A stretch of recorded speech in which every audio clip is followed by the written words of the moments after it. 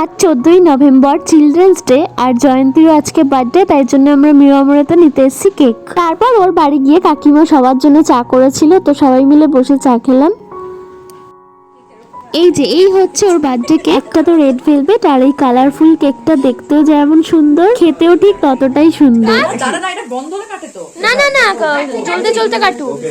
Happy birthday to you, happy to you to you, happy to you. এটা কোন নোংরা হয়? Happy birthday to you. ভাই স্প্রেটা না ইসে আগুন জ্বলছে। আমি আরো তোকে ভালো বলছিলাম।